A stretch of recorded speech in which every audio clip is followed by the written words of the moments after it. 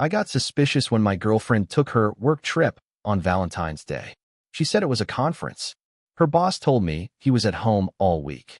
So I booked a reservation for three, me, her, and the waitress she'd been flirting with all month. I'm 32. I live in Asheville, North Carolina. I thought my girlfriend, Marnie, 29, was the love of my life. We met 2 years ago at a used bookstore downtown. It felt like something out of a movie.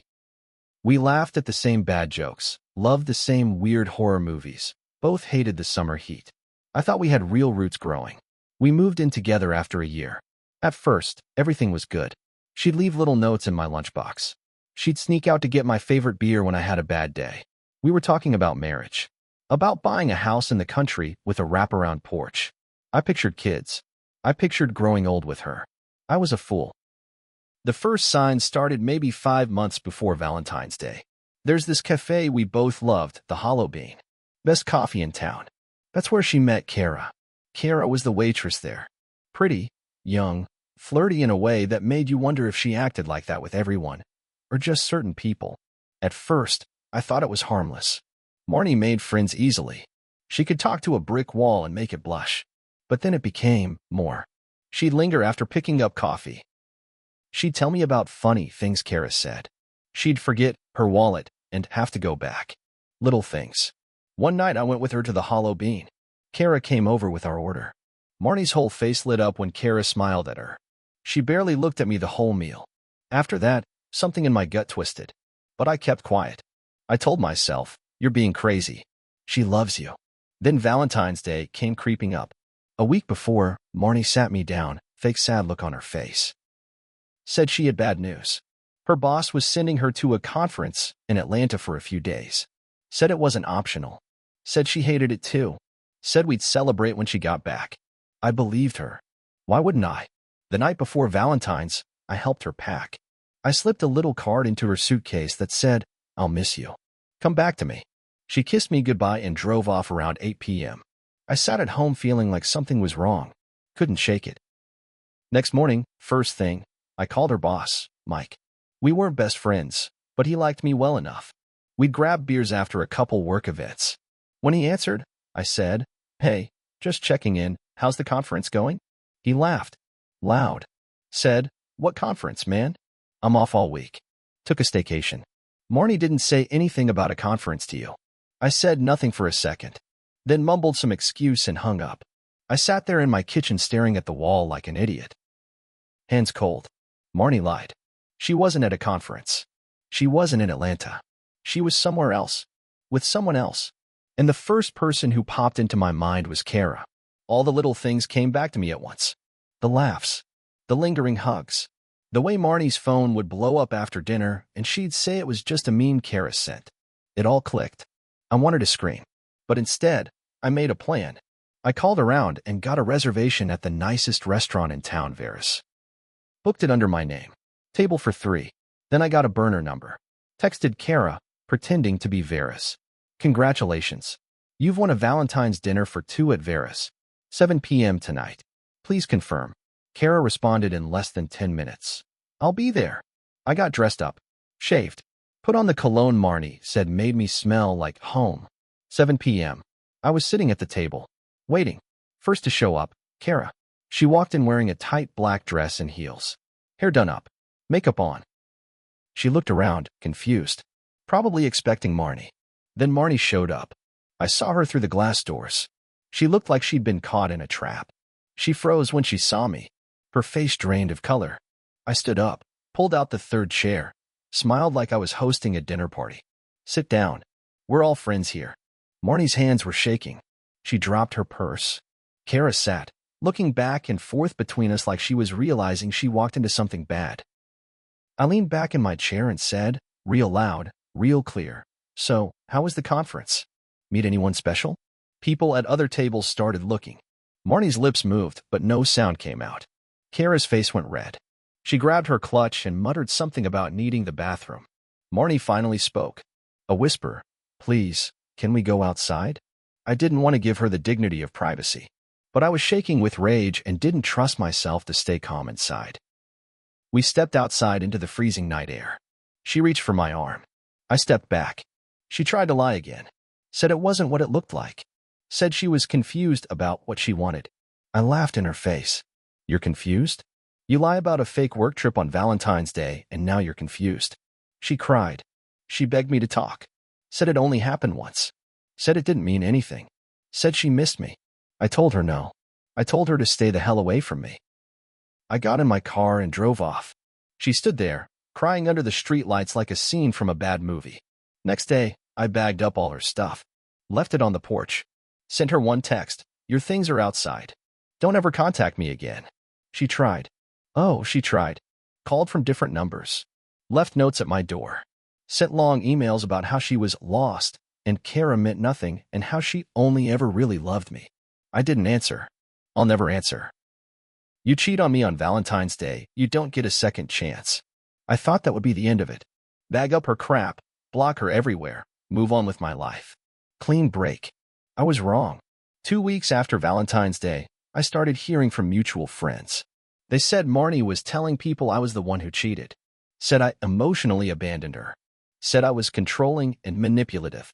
One even said Marnie was claiming I drove her into Kara's arms. That lit a fire in my chest I didn't even know I had. I stayed quiet at first. Let her run her mouth. But when I started getting cold shoulders from people I thought were my friends, I knew I had to hit back. I wasn't going to let her destroy my name. I printed out the screenshots. The dinner reservation confirmation I tricked Kara into responding to. The text from her boss saying he was off all week. A couple screenshots from her phone I had caught before.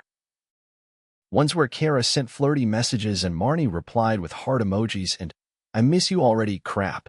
I put it all together. Sent it in one big message to every mutual friend who had been giving me the cold shoulder. No words. Just proof. Within a day, my phone blew up. People apologized. Said they had no idea. Said they were sorry for believing her.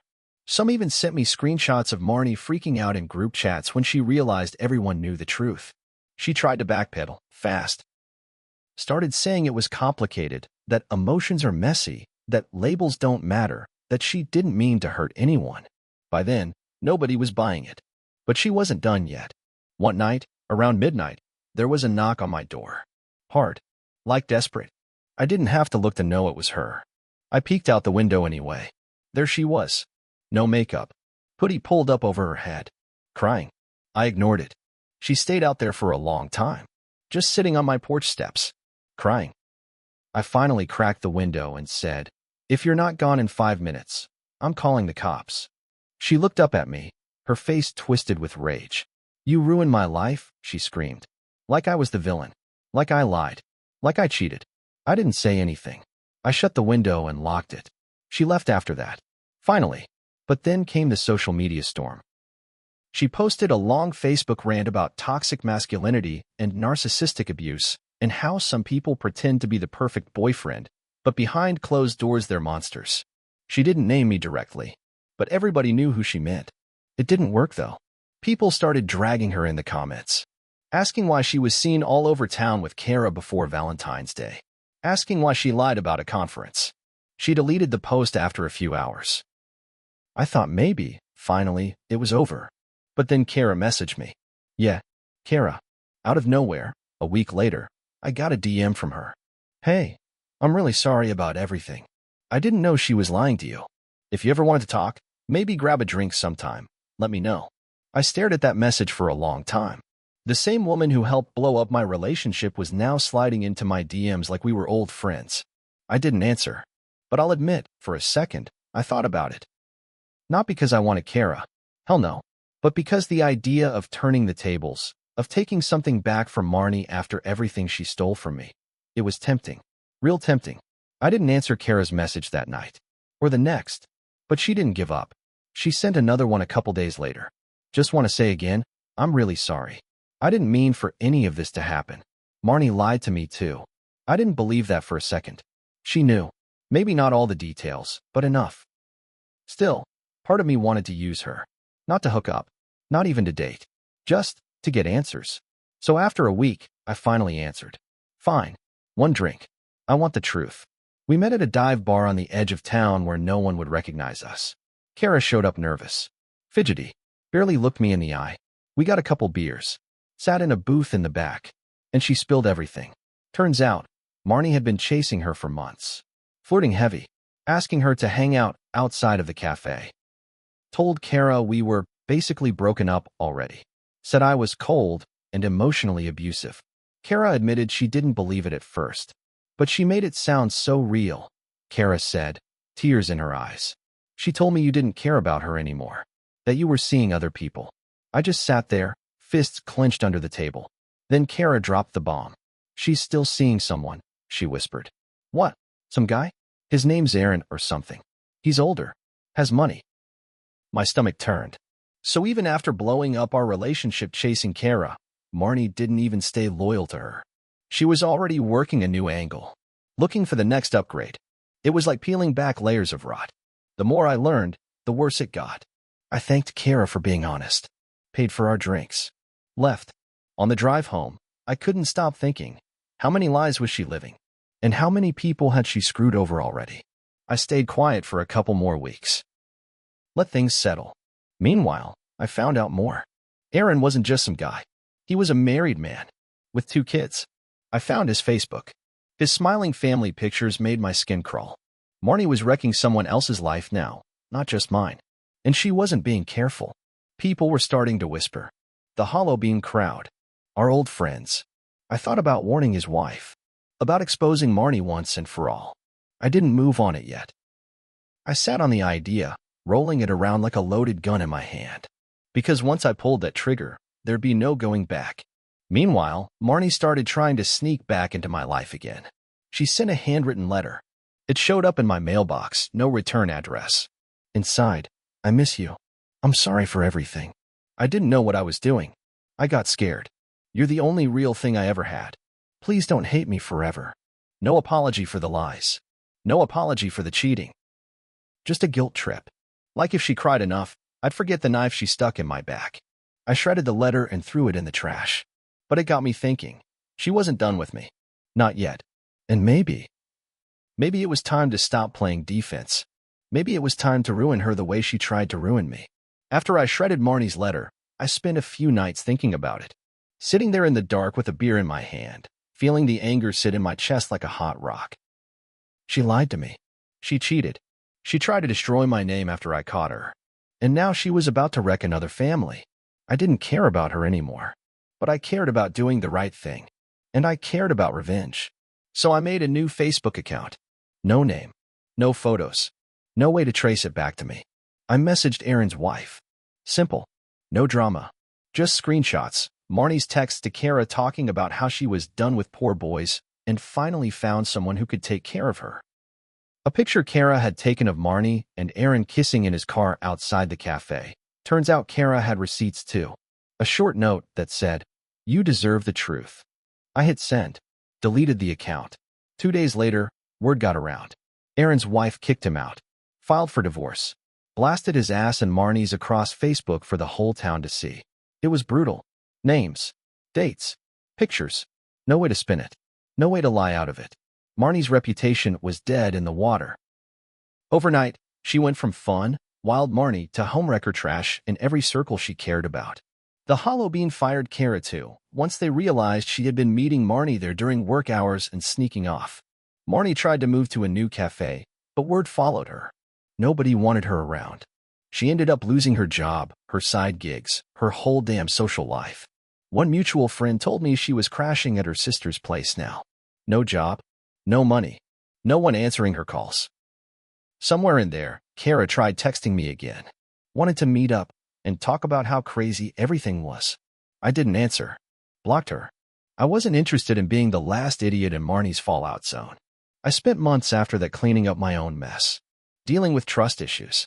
Figuring out who my real friends were. Not gonna lie, there were nights where I felt ugly about what I did. I didn't have to blow up Aaron's life. I didn't have to ruin Marnie so completely. But part of me felt damn good about it. Because she didn't just hurt me. She made me question everything good about myself. She made me think I was crazy for trusting her. And in the end, she paid for it. I made sure she paid for it. Yeah, I should have trusted my gut way sooner. I should have walked away before it got this bad. I should have been better than her. But when someone burns your life down, sometimes you gotta burn them right back. Thanks for reading.